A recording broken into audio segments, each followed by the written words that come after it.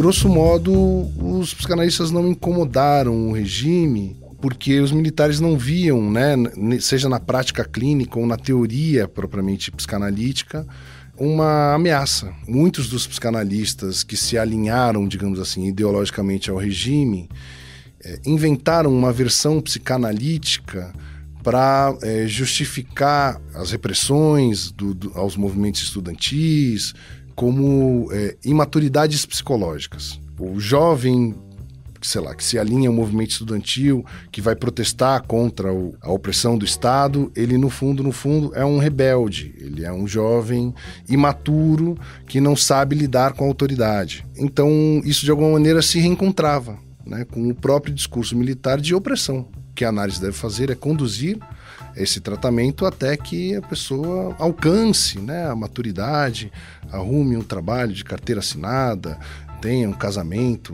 heterossexual, qualquer coisa que valha, e ali o paciente está curado. Eu ficava espantado e falava assim, bom, mas que psicanálise é essa? Além de sobreviver ao regime militar, a psicanálise brasileira floresceu durante a ditadura. Esse aparente paradoxo foi um dos pontos de partida da pesquisa de doutorado do Rafael Alves Lima, hoje professor colaborador do Instituto de Psicologia da USP, convidado dessa semana do Ilustríssima Conversa. O trabalho dele, agora publicado em livro, compõe uma história da psicanálise do país nos anos 60, 70 e 80, além de tentar entender a configuração do campo às vésperas do golpe de 64. O Rafael discute, por exemplo, as estratégias que um grupo de psicanalistas de São Paulo empregou para projetar uma imagem de prestígio, criando um pedigree para eles mesmos, e questiona o conformismo que dominou boa parte dos consultórios na época da ditadura, apesar de os militares não enxergarem os analistas como uma ameaça ao regime. Na nossa conversa, ele fala sobre a imagem pop do Freud, da psicanálise no Brasil em plena ditadura, e debate a hipótese de que o boom do campo nos anos 70 está relacionado a uma mudança mais ampla nas formas de sofrimento psíquico. Em uma sociedade que se transformava com muita força, a psicanálise e outras terapias ofereciam uma nova gramática, tanto para entender o mundo quanto para se entender nele. Eu sou Eduardo Sombini e este é o Ilustríssima Conversa.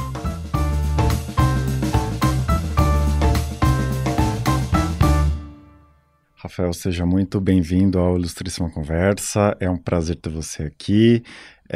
Bom, eu queria começar por algo que você escreve, né, lá no início do livro, em que você diz que um pouco a faísca, né, digamos, a pesquisa que deu origem a essa obra veio da Elisabeth Roudinesco, né, psicanalista francesa, biógrafa do Freud. E em uma entrevista ela te disse, né, resumindo muito aqui a frase, que as ditaduras da América Latina não eram totalitárias, né, e que por causa disso os psicanalistas brasileiros tinham opções nesse período, né.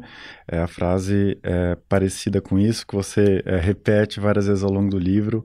Eu queria que você explicasse um pouco melhor isso, né, porque essa frase, né, ressoou tanto em você, né, ficou com você, deu origem às reflexões todas que levaram a esse livro que você está lançando agora. Que legal, obrigado, Eduardo, pela pergunta.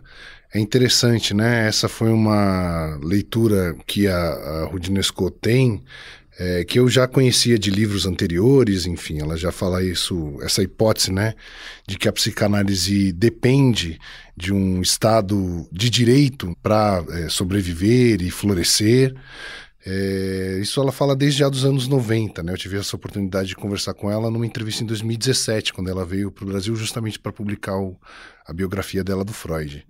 Eu já vinha de alguns anos num projeto bastante importante que foi concedido dentro da Comissão da Anistia do Ministério da Justiça do Governo Federal, que é o projeto Clínicas do Testemunho.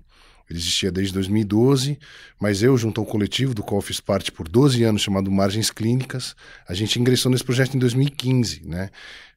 A Clínica do Testemunho era um projeto que visava ofertar atendimento psicológico, psicanalítico a vítimas de violência de Estado. No tempo da ditadura, inicialmente, e nós, no Margens Clínicas, chegamos para compor uma espécie de transição, né, da violência de Estado do tempo da ditadura para a violência de Estado do tempo presente, notadamente a violência policial. Então, toda a reflexão e toda a bagagem que ficou acumulada, né, nos anos anteriores ao meu ingresso no doutorado, dentro desse projeto Clínica do Testemunho, me causava um desconforto ainda maior, mesmo eu já conhecendo essa hipótese da Roudinesco, porque o que a gente verificava, não só no Brasil, mas também na Argentina, é que a psicanálise não apenas sobreviveu ao regime ditatorial, mas ela se expandiu. Ela floresceu, ela cresceu, o que parecia, no mínimo, um paradoxo, né, a ser analisado em relação a essa hipótese geral. Ela valia muito bem para a Alemanha, para a Itália, enfim, para situações do que ela chama de totalitarismo na Europa, mas para as ditaduras latino-americanas era um problema, né? Então eu quis pegar isso com a bagagem que já vinha de antes mesmo da pesquisa do doutorado, para fazer a pesquisa que eu pude fazer, que eu consegui fazer. Uhum, com certeza. E para lidar com essa hipótese, né, você precisava apresentar, né, compreender as regras do jogo da psicanálise no Brasil, né, as condições concretas de formação dos psicanalistas, né, de exercício do ofício, as trajetórias profissionais, né, um pouco a margem de manobra, né, dos psicanalistas em relação às instituições do campo, às normas e coisas desse tipo, né? Mas logo você se depara com um problema enorme que você apresenta no livro, que é a política de segredo, né? Esse é um termo seu, que impera na psicanálise, né? Então, as fontes documentais, os arquivos, né, que estão disponíveis em outras áreas de pesquisa, são muito mais raros, são muito mais restritos no campo da psicanálise. Como você lidou com essa situação para fazer essa pesquisa? Você pode falar um pouco sobre isso?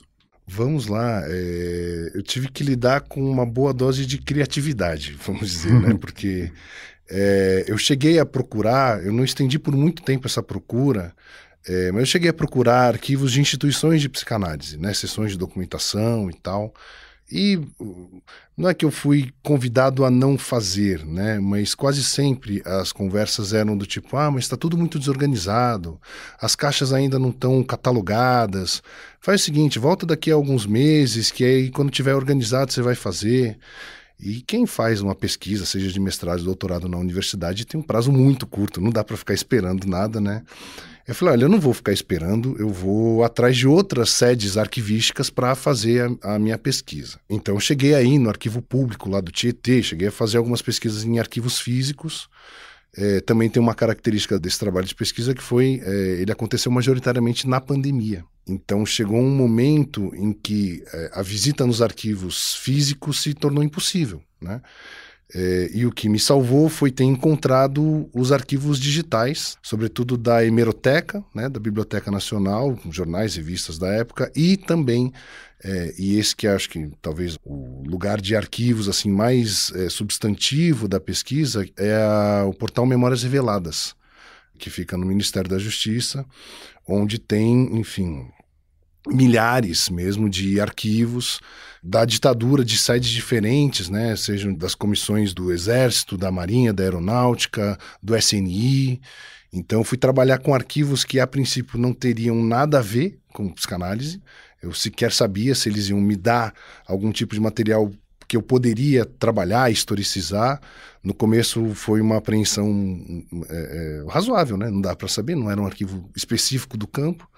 Mas eu encontrei, assim, muito material que eu consegui colocar, dispor em série, estabelecer relações internas entre eles, consegui estabelecer interpretações, né, sobre os fenômenos que estavam ali se apresentando, e deu para fazer a pesquisa. A discussão sobre segredo é muito interessante, né, porque é o seguinte, né, na psicanálise, inclusive, né, uma criança, quando ela descobre que ela pode portar um segredo, ela consegue mobilizar as relações de poder com o outro. Uma criança que fala assim, eu sei de algo que você não sabe, ela pode tornar um adulto refém. Quer dizer, pô, mas o que é isso que a criança sabe e tal? Então é uma revolução subjetiva para a criança, porque é um estado de autonomia em relação ao outro que é muito importante. Eu faço uma ponte dessa relação do segredo, do ponto de vista subjetivo, com a relação com o arquivo. Quando você está diante de um arquivo que se mantém secreto, aquele arquivo ele pode exercer um poder sobre você. Você pode imaginar que ali tem conteúdos que não estão sendo revelados porque eles são muito importantes, porque eles são muito bombásticos ou qualquer coisa que o valha. E muitas vezes não é. Muitas vezes os arquivos que se mantêm secretos, os próprios arquivos do Freud na Biblioteca de Washington têm um pouco essa característica. São documentos burocráticos, de assinatura de contrato com a editora. Não sei por que se mantiveram por tantos anos em segredo, mas se você ficar refém desse estado de segredo, você não consegue fazer pesquisa, você não consegue fazer nada. Então foi preciso enfrentar essa dimensão do segredo aí, que é uma coisa bastante complexa, para trabalhar com os arquivos secretos da ditadura para escrever a história da psicanálise. É outro entrave que você apresenta lá no começo do livro, né? É um pouco sobre essa ideia de um movimento psicanalítico brasileiro, uma coisa unitária, né? Porque, embora você mostre que existe um establishment psicanalítico de alcance internacional, as escolas, os grupos, as pessoas, é um cenário muito fragmentado, né? Muito múltiplo, que tem um alcance geralmente local, né? Então, você fala sobre os movimentos de São Paulo, do Rio de Janeiro, de Porto Alegre, no Rio Grande do Sul, né? E que às vezes tem um caráter expansionista maior, às vezes menor. Então, né, essa ideia de que é um cenário muito disperso e é muito difícil olhar para ele como um todo, né? É preciso olhar para os vários movimentos, né? Para as iniciativas que são mais ou menos duradouras, mais ou menos precárias, né? Enfim, esse tipo de característica, né?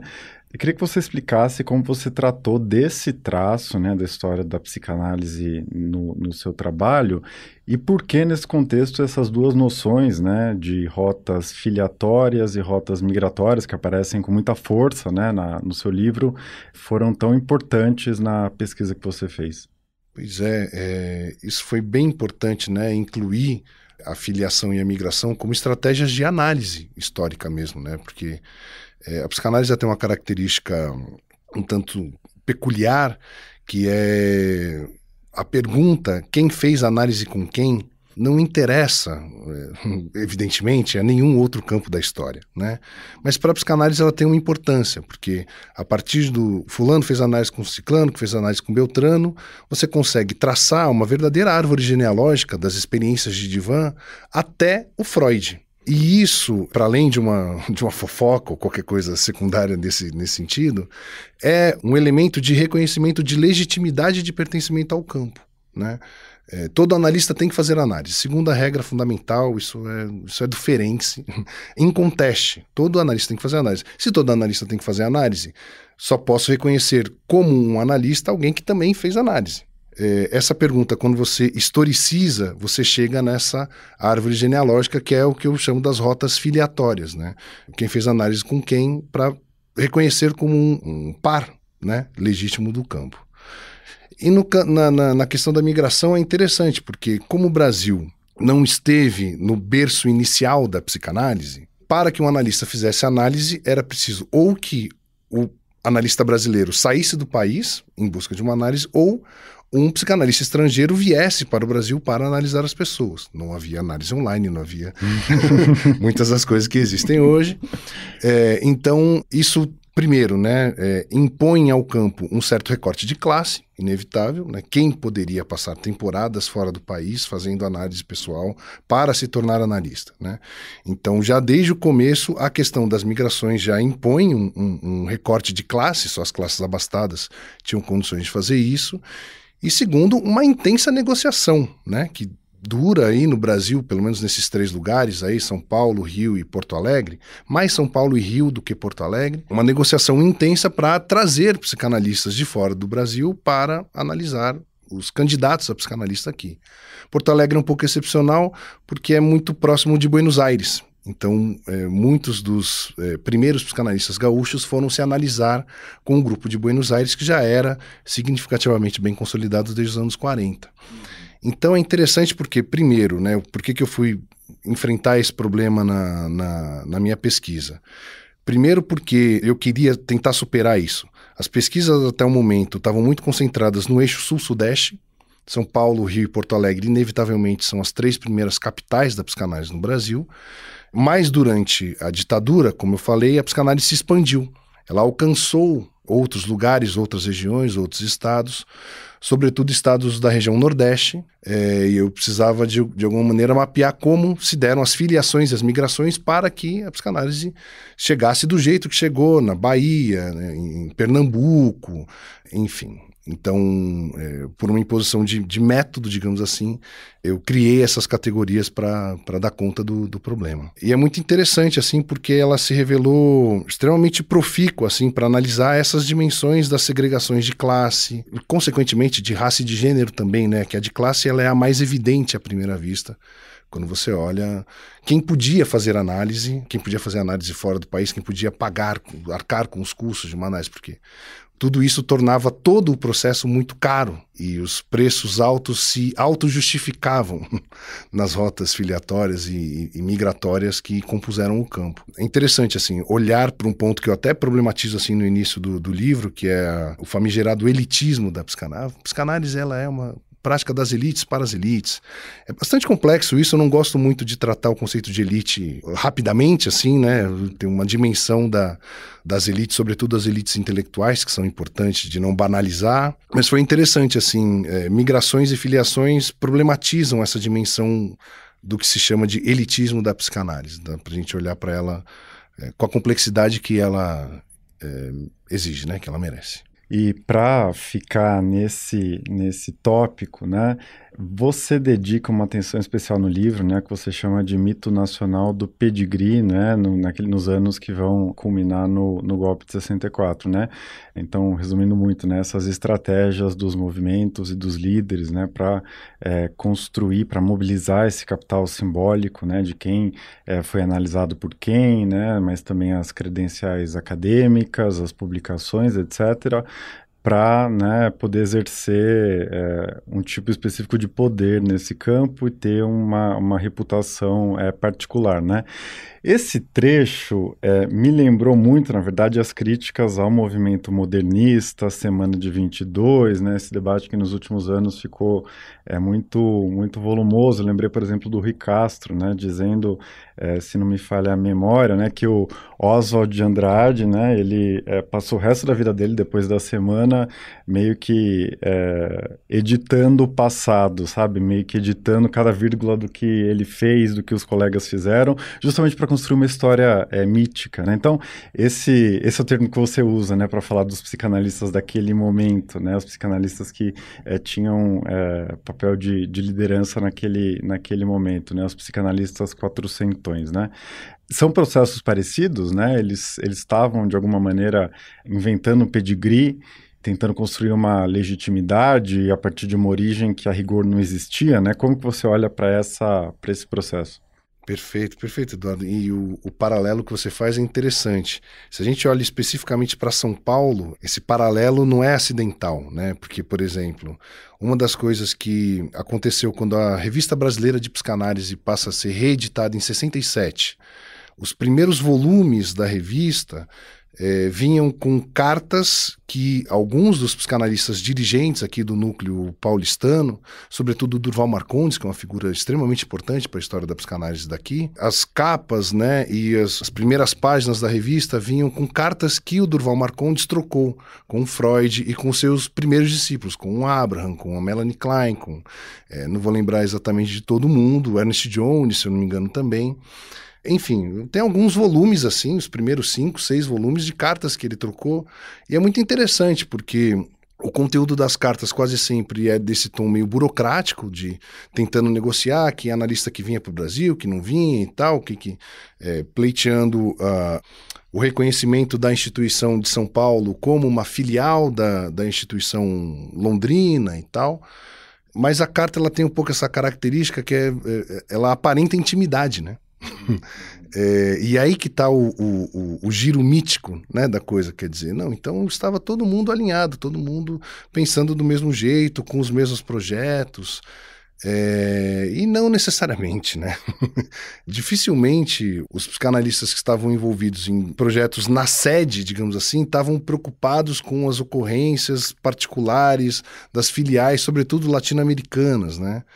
As poucas cartas que o Freud troca nos anos 20 com os psicanalistas brasileiros, é quase contemporâneo do modernismo, né, dos anos 20 paulista, sobretudo com Durval Marcondes e também com Osório César, ele se refere ao Brasil como o distante Brasil. Fico feliz de saber que vocês no Brasil estão interessados vocês no distante Brasil estão interessados na teoria psicanalítica, mantenham-me informado, mandem livros e tal. O Freud não sequer abria os livros, né, que chegavam até ele em Viena, mas como tinha essa troca de correspondências, né, isso vem como um discurso de invenção de uma história, de um pedigree, né, puro e direto, que, no fundo, é uma estratégia de legitimação, de construção do que, por exemplo, o Pierre Bourdieu, que é um autor muito importante para o livro, chama de construção de um capital simbólico específico. A partir da construção desse capital simbólico, você consegue prestígio, você consegue reconhecimento, você consegue trocar esse capital nas negociações do poder, dos poderes dirigentes, das elites intelectuais e das elites financeiras também nacionais. Então, foi um jeito que o campo inventou de se firmar como um herdeiro legítimo de algo que estava muito, no final das contas, distante, culturalmente, linguisticamente, mas que deu certo. Funcionou para a psicanálise no Brasil inventar esse mito do pedigree. Com certeza. Rafael, o título do seu livro é Psicanálise na Ditadura, né? Não é psicanálise e o regime militar ou qualquer coisa do tipo, né? Então você está olhando muito mais para a evolução da psicanálise nesse período, pensando na autonomia do campo, pensando nas pressões externas, né, que vêm a partir das mudanças políticas do Brasil, a partir da modernização do país, da urbanização, do nascimento de uma classe média, crescimento das universidades, do mercado editorial, etc. Mas tem esse aspecto que talvez muitos leitores vão relacionar logo de cara, né, e que você também investiga, né, que é essas relações, as relações diretas entre psicanalistas e grupos, né, na psicanálise brasileira com o regime militar. Queria te pedir para você fazer uma síntese, né, do que você encontrou sobre essa relação do campo dos profissionais com os interesses do regime, que no geral parecem mais frágeis, né? Parece que a ditadura não se preocupava muito com os psicanalistas e o que acontecia nos divãs por aí, né? Mais ou menos isso? Como que você olhou para isso? Grosso modo, é meio isso, assim. A psicanálise no Brasil, diferente do que aconteceu na ditadura argentina, não incomodou diretamente o regime, salvo aqueles polos de resistência, né, que não eram a maioria do campo, alguns polos de resistência à ditadura militar, localizada em figuras, sei lá, uma figura como Hélio Pellegrino, né, que se ligou organicamente a lideranças do movimento estudantil, chegou a ser preso, né, depois do decreto do AI-5. Hélio Pellegrino, que era um dos maiores intelectuais aí da esquerda, né, nos tempos da ditadura, certamente representa alguém que se opôs diretamente ao regime militar, né? Mas, grosso modo, os psicanalistas não incomodaram o regime porque os militares não viam, né, seja na prática clínica ou na teoria propriamente psicanalítica, uma ameaça, algo que viesse a contestar os pilares do regime que estava sendo construído pelos militares. Isso se dá por algumas razões, né? Uma delas é porque eu acho que é inclusive uma forma de analisar um tanto maior do que a ditadura militar, né, que é olhar para o contexto da Guerra Fria, né? Muitos dos psicanalistas que se alinharam, digamos assim, ideologicamente ao regime, inventaram uma versão psicanalítica para justificar as repressões aos movimentos estudantis, como imaturidades psicológicas. Havia uma certa versão, isso já é desde os Estados Unidos dos anos 50, né? de que o jovem, sei lá, que se alinha ao movimento estudantil, que vai protestar contra a opressão do Estado, ele no fundo é um rebelde, ele é um jovem imaturo que não sabe lidar com a autoridade, né? Então, essa versão, digamos assim, psicológica da aceitação da opressão, da aceitação da imposição do poder, ela, de alguma maneira, se alastrou por uma certa psicanálise mainstream no Brasil. Então, muitos olhavam para as condições dos jovens de contestar o regime como um arroubo juvenil, sabe? Então, isso, de alguma maneira, se reencontrava, né, com o próprio discurso militar de opressão ao movimento estudantil, né? Há também relatos de casos, né? Eu trabalho alguns deles no livro, que vão exatamente nessa linha, né? Pacientes que chegam para fazer uma análise sofrendo muito, jovens estudantes que se ligam ali aos centros acadêmicos, aquela coisa, e os analistas falando, olha, esse sofrimento está sendo causado por um estado de imaturidade psíquica. O que a análise deve fazer é conduzir esse tratamento até que a pessoa alcance, né, a maturidade, arrume um trabalho de carteira assinada, tenha um casamento heterossexual, qualquer coisa que valha, e ali o paciente está curado, né? Passam os anos e os analistas que escrevem os casos clínicos nesse momento chegam a esse tipo de conclusão. Eu ficava espantado e falava assim, bom, mas que psicanálise é essa? Né? Volta um pouco para o ponto do começo, né? A psicanálise sobreviveu? Sobreviveu. Ela floresceu? Floresceu. Mas a que custo? É possível reconhecer psicanálise nesse tipo de tratamento? Eu tendo a dizer que não. Isso está mais numa lógica de adaptação do sujeito a uma sociedade que não está muito preocupada com ele, está preocupada em torná-lo funcional, torná-lo normal, no pior sentido da palavra. Tem muito mais a ver com uma prática adaptativa do que com a psicanálise propriamente dita, né? Então, essas são algumas das razões que fazem com que os militares não sentissem que a psicanálise seria uma ameaça ao regime. E claro que aí, enfim, do ponto de vista que você tinha perguntado também das relações, né, isso aconteceu em várias instâncias da vida institucional brasileira durante a ditadura, que é a infiltração nas instituições, né? Os militares infiltrados nas universidades, os militares infiltrados nos serviços públicos, nas telecomunicações, enfim. E isso aconteceu em alguma medida também com a psicanálise, por exemplo, no Conselho Federal de Psicologia, que foi formado por pessoas da sociedade civil, da psicologia, nem sempre, mas a grande maioria psicólogos e psicólogas de formação, junto com militares. Então, havia esse trânsito. Tem um outro documento também que eu analisei, que foi os militares que convocavam psicólogos para aplicar o teste de Rorschach em presos políticos. Isso foi muito espantoso quando eu vi.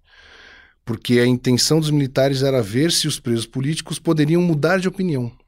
Então aplicava-se o teste de Rorschach para averiguar se a pessoa tinha a mente muito estreita, se ela estava muito, como é que se diz, muito obstinada ali nas suas convicções comunistas ou qualquer coisa que o valha, ou se ela poderia ir se tornando uma liberal bem adaptada ao regime e tal. Então, quer dizer, essas alianças, elas são muito esquisitas. O teste de Rorschach não tem nada a ver com essa finalidade a que ele se destinou nessa situação. Mas a ditadura e as ditaduras latino-americanas impuseram essa deformação de propósitos em várias frentes da vida institucional. No caso do Brasil não foi diferente, né? A psicologia e a psicanálise, em larga medida, foram deformadas também nesses propósitos, nessas premissas éticas, inclusive, né? Uhum. Um dos capítulos que eu acho que é um dos mais divertidos do livro é justamente esse sobre o boom da psicanálise nos anos 70, né? Em que a psicanálise abandona um pouco aquela aura elitista, quatrocentona, né? Elitista no sentido de ser voltada ao 1%, né? Ela continua com essa pecha, mas com escopo diferente, com alcance diferente, né? E ela se torna muito mais pop, né? Então você traz alguns casos, né? Por exemplo, aquela série de reportagens no jornal Última Hora, do Samuel Weiner, né? Que ele encomenda um exposé, né? De todas as falcatruas dos psicanalistas, e no fim das contas o repórter vai fazer análise e ele fica fascinado por isso, né? Aquilo muda a vida dele, né? Em vez de desbancar os analistas, é justamente o oposto, né? Você menciona também o Pasquim, né? Perguntando nas entrevistas aos famosos se eles faziam análise, com quem eles faziam análise, né? Coisas desse tipo. E isso eu acho que, obviamente, conflui com tudo isso que você está dizendo sobre o livro, né? Essa aparente contradição entre um regime no auge do fechamento, no auge da censura, no auge das torturas, né? Anos depois do AI-5, e por outro lado esse florescimento e esse caráter pop, né? da psicanálise, que embora não fosse absolutamente contestatória, era de alguma maneira muito mais exótica, né? Que outras versões, por exemplo, o behaviorismo norte-americano, coisas, né? Ditas científicas, muito mais pragmáticas, né? O paradigma farmacológico, uso de remédios que vem com isso, etc. Né? Então, no Brasil, parece que a coisa é um pouco mais folclórica e aparece ao lado de muitas outras psicoterapias também, né? Que hoje a gente poderia ver como duvidosas, né? Uma coisa meio estranha, mas que você mostra lá como tudo isso estava acontecendo, né? Então, eu queria que você falasse um pouco... aprofundasse um pouco como você olha para isso, né? Porque a psicanálise e essas outras psicoterapias, elas se tornam tão pop nesse período tão duro da ditadura militar, né? E porque elas florescem, ganham tanto apelo popular na mídia, enfim, né? Pois é, essa de fato foi uma parte muito divertida de pesquisar e de escrever. Foi uma parte que eu saí um tanto dos arquivos do SNI, dos arquivos mais duros ali da ditadura, e fui estudar os jornais, revistas. Essa série de reportagens que você menciona do Última Hora foi muito interessante de ler, assim, a série inteira, né? Porque ele vai fazendo entrevistas com psicanalistas, ele se submete à análise, ele ganha o prêmio, depois de uma série de entrevistas, ele ganha o prêmio ESSO de jornalismo, os militares ficam de olho, é um bom exemplo esse que eles falam assim, olha, quantas entrevistas sobre psicanálise não tem problema, mas ele, como jornalista, tem inclinações subversivas, vamos ficar atento. E o discurso dele, né, quando ele ganha o prêmio ESSO, é um discurso de contestação do regime.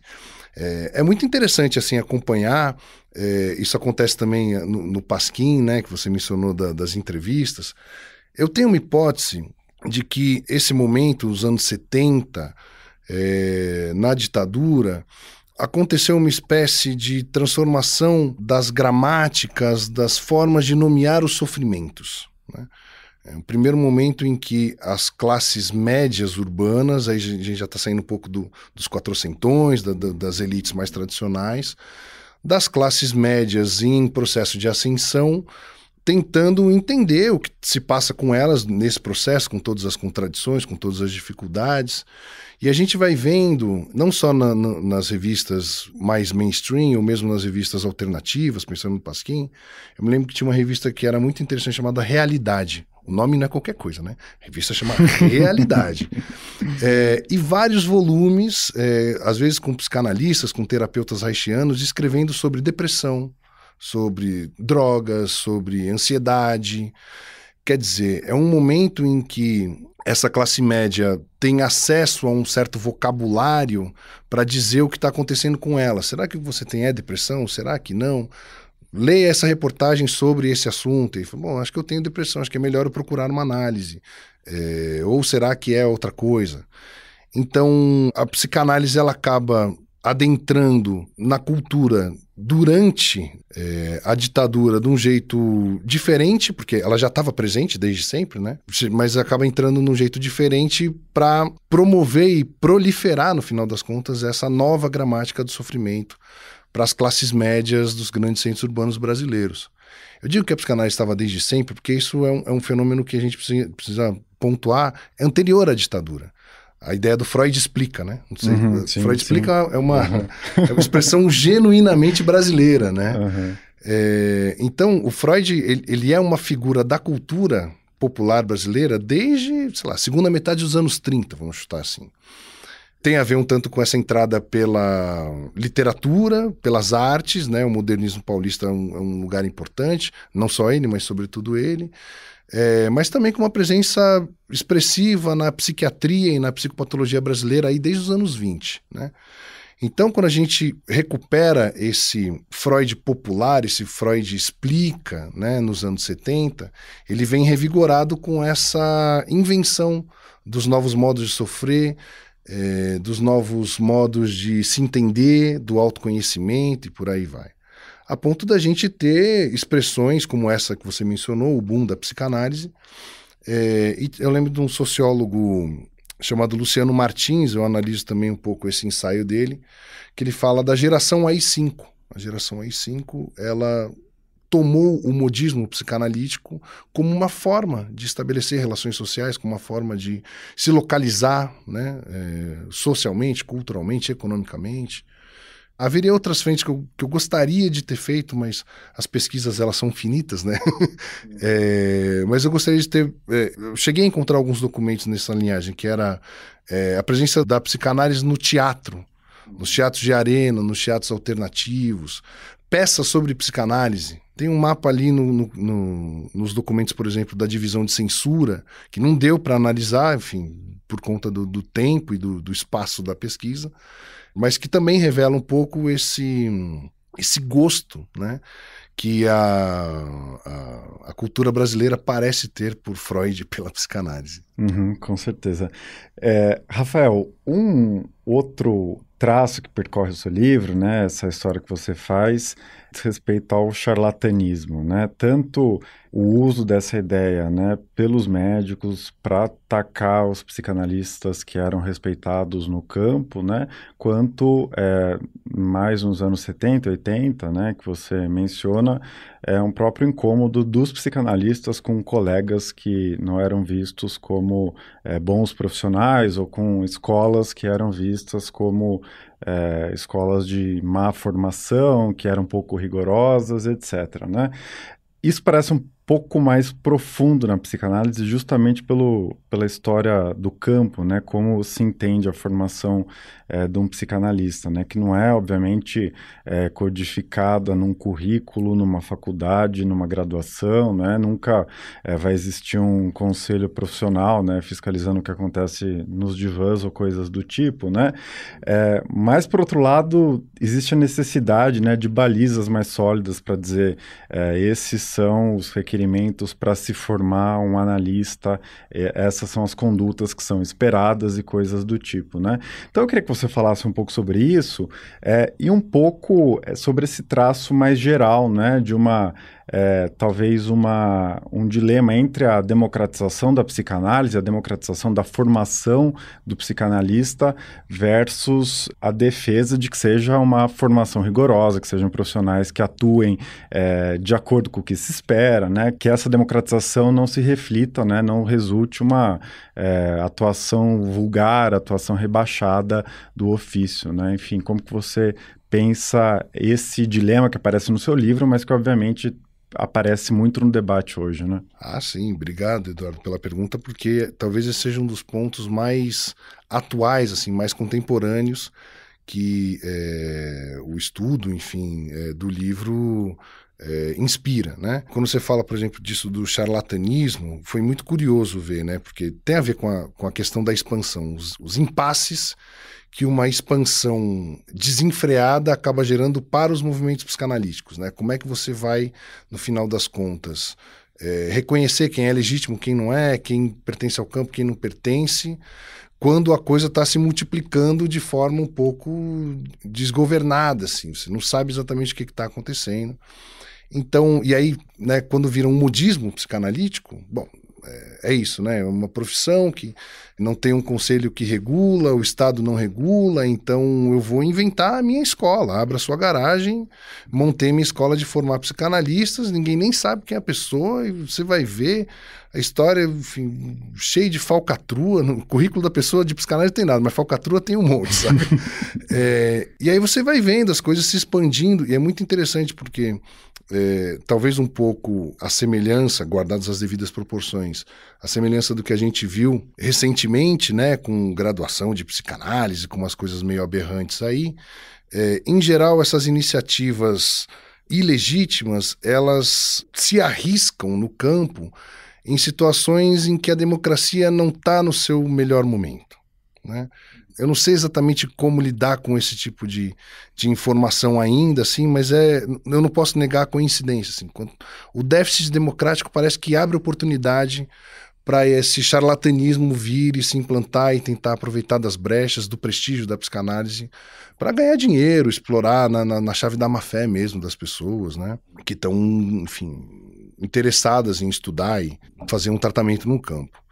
Então a gente vê na ditadura, Escola Superior de Psicanálise, umas coisas que não tinha reconhecimento, não tinha legitimidade nenhuma em relação aos pares do campo e que foram duramente combatidas nos jornais. Tem um debate, inclusive, na Folha de São Paulo, dos psicanalistas com esse pessoal da Escola Superior de Psicanálise.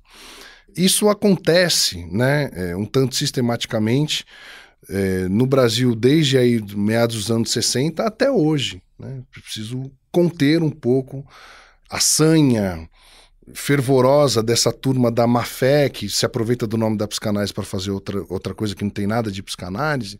É preciso estar sempre, de alguma maneira, barrando essas iniciativas que vão tentar regulamentar a psicanálise junto ao Estado. E, em geral, essas tentativas de regulamentação da psicanálise junto ao Estado acontecem quando o Estado não está valorizando muito as decisões democráticas, né? Na calada da noite passou um projeto de lei que, sabe?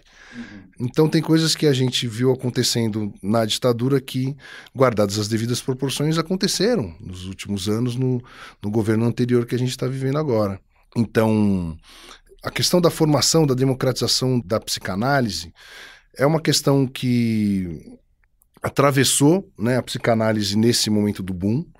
É um momento em que a gente começa a ver, inclusive, a formação de coletivos e grupos que fizeram grupos de psicanalistas que ofereceram atendimento psicanalítico às classes trabalhadoras, às classes populares. O Hélio Pellegrino, que eu mencionei antes, era um desses, né, no Rio de Janeiro, primeira metade dos anos 70, juntou um grupo para fazer uma clínica social de psicanálise no Rio de Janeiro, bastante bem sucedida e tal, um momento histórico ali. Então, as iniciativas para democratizar o acesso ao tratamento psicanalítico, eles são de longa data. O momento que eu acho que hoje a gente está conseguindo fazer um giro um tanto mais radical, talvez, que é a democratização do acesso à formação psicanalítica.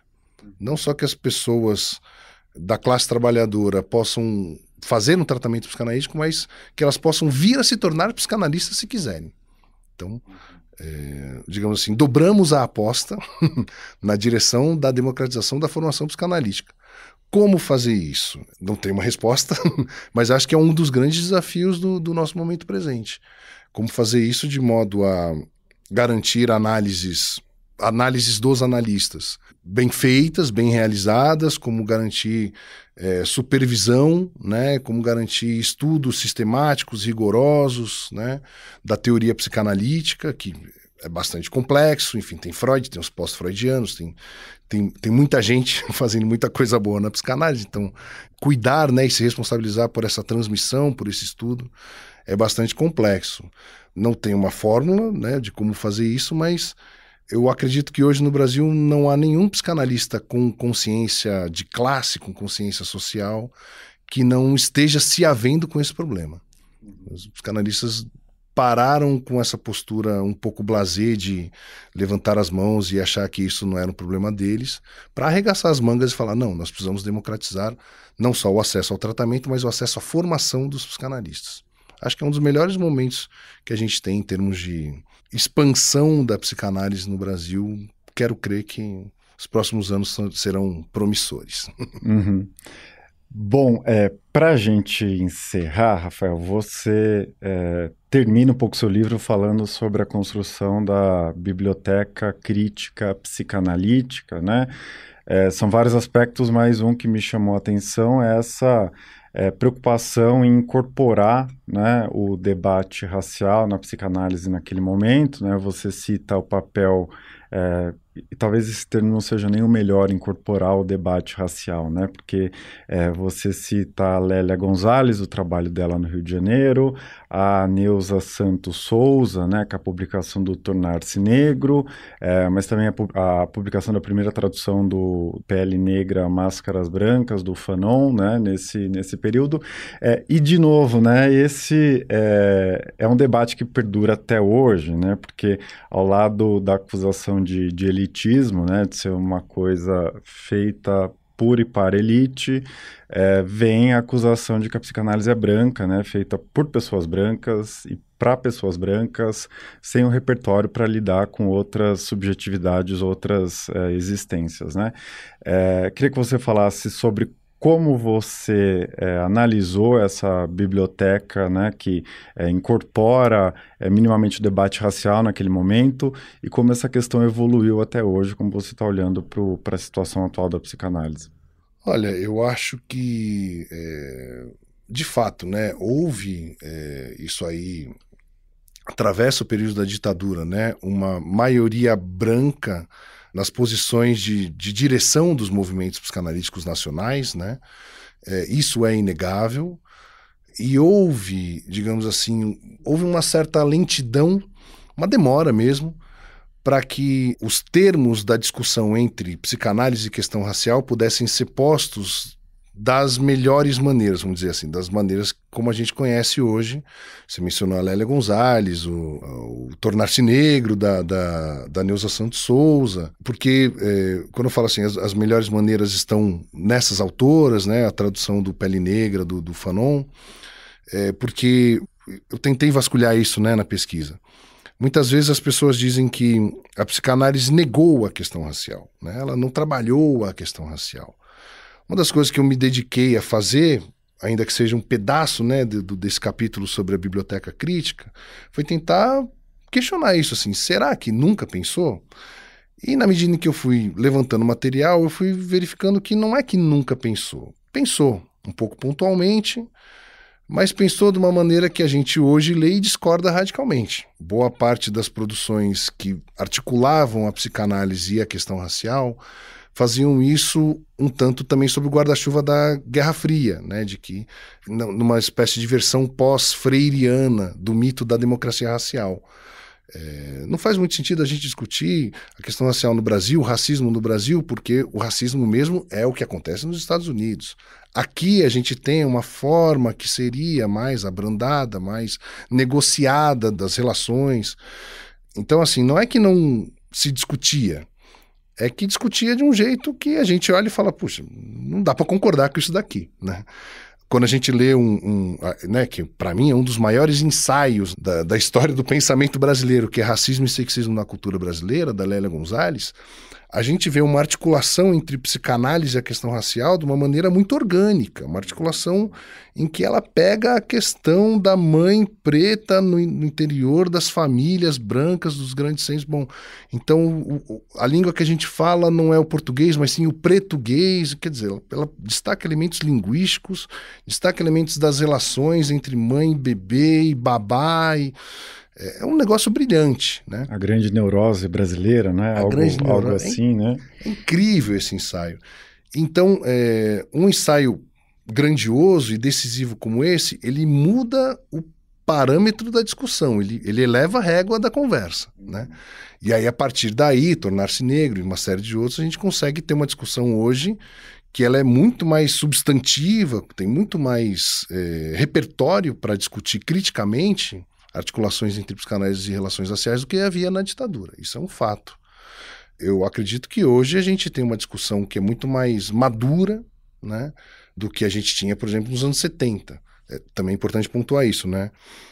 Lélia Gonzalez, Neuza Santos Souza e essa primeira tradução do Pele Negra são já dos anos 80, são do período final da ditadura. Então, é dali de 80, 83, né, para frente, que eu acho que a coisa encontra o seu melhor momento, assim, encontra a sua melhor forma de debate. A ponto da gente ter hoje um campo absolutamente estabelecido, assim, né, não é possível discutir psicanálise, pensar a prática clínica da psicanálise, pensar a teoria psicanalística fora de uma discussão sobre raça. as condições da escuta, né, do sofrimento, precisa estar atravessado por uma diagonal racial, senão a chance de reproduzir o sofrimento, de reproduzir as violências por falta de escuta, por falta de manejo na clínica, ela fica muito potencializada. A chance de repetir os traumas, ela fica muito potencializada, né? Acho que é um grande momento, mas ainda tem muita coisa para acontecer. As instituições, elas estão cada vez mais, colocaria nos últimos entre 5 e 10 anos, cada vez mais abrindo as portas e as cabeças para ações afirmativas dentro das instituições, quer dizer, pessoas podem fazer sua formação psicanalítica numa instituição tradicional por meio de ações afirmativas. Um negócio incrível. Eu, quando estava na graduação, e lá se vão 20 anos, eu não poderia imaginar um cenário desse. Mas de uns anos para cá, meio recente, está acontecendo. A gente ainda vai ver o impacto que isso vai ter daqui a um tempo, quando esses que estão se formando psicanalistas se tornarem os dirigentes das instituições em que eles estão se formando. Aí a gente vai ver os quadros negros, enfim, pretos, pardos, indígenas, na liderança das instituições. Aí vai ser legal de ser psicanalista no Brasil. Perfeito. Então, para recapitular, Rafael Alves Lima é autor de A Psicanálise na Ditadura, 1964-1985, História, Clínica e Política, que acabou de sair pela Perspectiva. Rafael, foi um prazer conversar com você. Muito obrigado pela sua participação aqui. Eu que agradeço. Obrigado, Eduardo. Este foi o Ilustríssima Conversa. Eu sou Eduardo Somini e a edição de som foi feita pelo Rafael Conkle. Se você tiver algum comentário, crítica ou sugestão, não deixa de me escrever. Pode ser pelas redes sociais ou pelo meu e-mail eduardo.sombini@grupofolha.com.br. Esse é o nosso último episódio do ano. A gente vai fazer uma pausa e retoma no começo de janeiro. Bom fim de ano e até a volta.